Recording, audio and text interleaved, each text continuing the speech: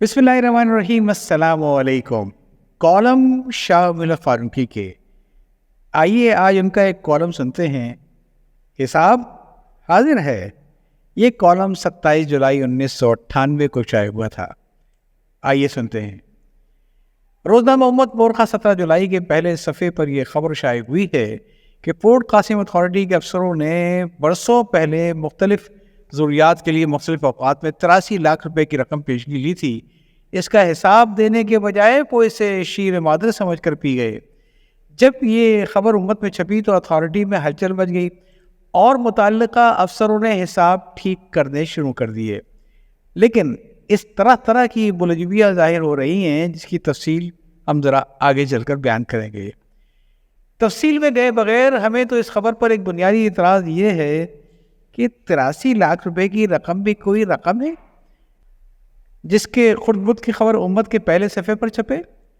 غضب خدا کا، جس شمارے میں ریلوے کی نجکاری کے نام پر کروڑوں روپے کے فراڈ، ایک اور معاملے میں کروڑوں ڈالر کے زر مبادلہ کی منتقلی کے خدشے اور 3.25 کروڑ روپے کی واٹر سپلائی اسکیم کی ناکامی کی خبریں چھاپی گئی ہوں، حتیٰ کہ جو شمارہ 2.25 ارب روپے کی افیون پکڑے جانے کی نشاور خبر چھاپ رہا ہو 83 لاکھ روپے کی خبر کے پیچھے پڑا ہوا ہے۔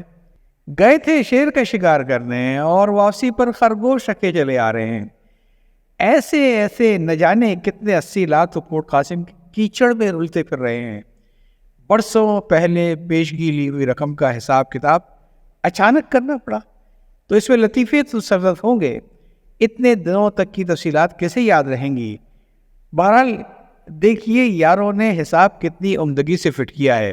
سب سے پہلے سہارا تو اللہ اور رسول کے نام پر میلاد کے ذمہ لیا گیا۔ ڈپٹی میجر ویلفیئر فقیر محمد نے 3 لاکھ روپے پیشگی لیے تھے۔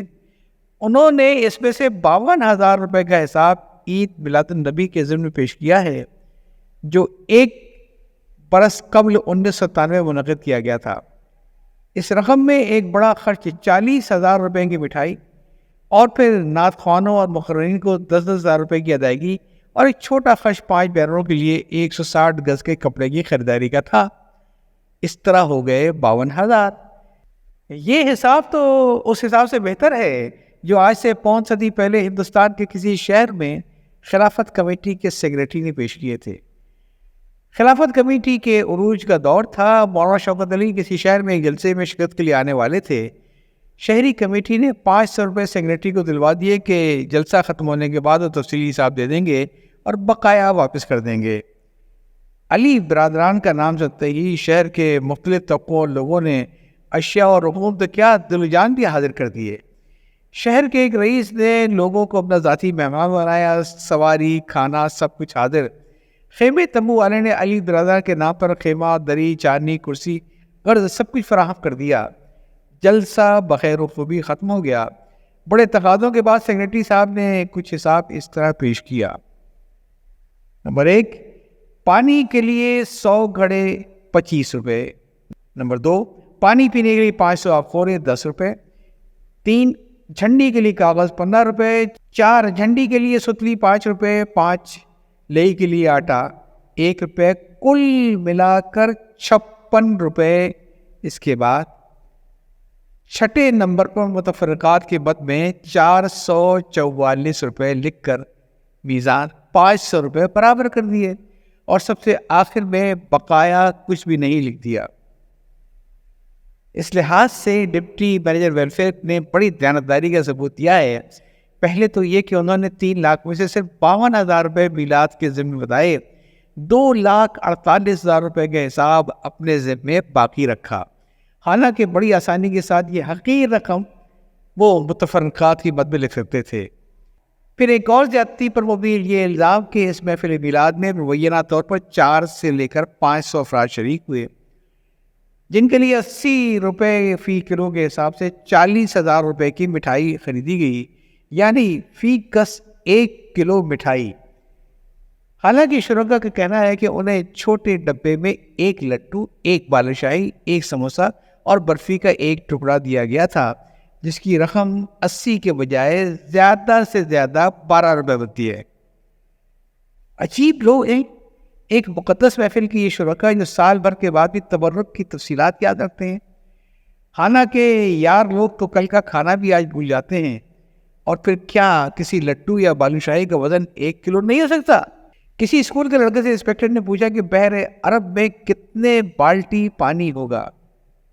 لڑکے نے کہا جناب یہ تو بالٹی کے سائز پر منحصر ہے. بالٹی اگر سمندر کے برابر ہوئی تو 1 بالٹی پانی ہوگا. اگر بالٹی کا سائز سمندر سے آدھا ہوا تو 2 بالٹی پانی ہوگا، وغیرہ وغیرہ. اس طرح اگر ہر لڈو اور بالوشاہی کا وزن آدھا کلو بھی ہو تو ہر ڈبے کی مٹھائی کا وزن 1 کلو سے بھی زیادہ ہوگا. گویا ڈپٹی میئر نے حساب میں کم رقم دکھائی ہے. میرے خیال میں زائد رقم اس نے اپنی جیب سے لگائی ہوگی. اگر اس کار خیر میں اس نے مالی تعاون کیا تو اس میں برائی کیا ہے؟ ایک اعتراض یہ بھی کیا گیا کہ واؤچر چھپے ہوئے فارموں کے بجائے سادہ کاغذ پر بنائے گئے. یہ تو ڈپٹی میجر کی دیانتداری کی انتہا ہے، ورنہ چھپے ہوئے فارم حاصل کرنا کیا مشکل تھا؟ جو لوگ سرکاری محکموں کی جانب سے خریداری کے طریقوں کا علم رکھتے ہیں انہیں خوب یہ معلوم ہے کہ ایسے چھپے ہوئے فارم کس طرح حاصل کیے جاتے ہیں. ایک بات بینروں کے متعلق کہی گئی، اس موقع پر صرف 5 بینر لگائے گئے جبکہ 60 گز کپڑے کی خریداری کا بل پیش کیا گیا. یعنی یہاں بھی وہی سائز والی بات. اگر ڈپٹی میجر نے 32 گز کے بینر بنوائے تھے تو آپ کو کیا اعتراض ہے؟ ابھی کچھ دنوں پہلے ہم نے کراچی شہر میں جھنڈوں اور کرکٹ کے بلوں کی لمبائی اور جلسوں میں اسٹیج کی اونچائی کے مقابلے بھی دیکھے ہیں.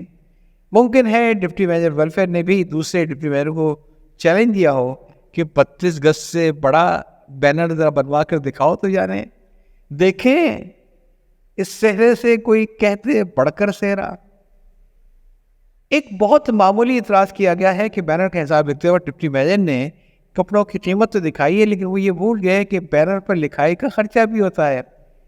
اس لیے انہوں نے اپنے حساب سے پینٹر کو کوئی ادائیگی نہیں بتائی. میں پوچھتا ہوں کیا یہ ممکن نہیں کہ پینٹر کوئی بہت ہی اللہ والا ہو، اس نے خلافت کمیٹی کی جلسے کی طرح کچھ لیے بغیر ہی بینر فی سبیل اللہ لکھ دیے ہوں؟ آخر میں ڈپٹی میجر فقیر محمد کا ہمارا مشورہ یہ ہوگا کہ وہ اس تجربے سے فائدہ اٹھائیں اور بقیہ 2,48,000 روپے کا حساب بناتے وقت زیادہ محتاط رہیں تاکہ ان کے نقطۂ ان پر اس قسم کی اونچ نیچ کا الزام نہ دھر سکے جیسے 52,000 روپے کے حساب میں ہوئی. ان کے بنائے ہوئے حساب تاش کے پتھروں کی طرح بکھر گئے. ہماری دعا ہے کہ اگلی بار ان کی حساب سازی زیادہ مقبول ہو. ای دعا ازمن و جملے جہاں آمین بات. تو کالم آپ سن رہے تھے، حساب حاضر ہے، لکھا ہے اسے شاہ ملک فاروقی صاحب نے اور شائع ہوا تھا یہ 28 جولائی 1998 کو. یاد چاہتا ہوں. اللہ حافظ.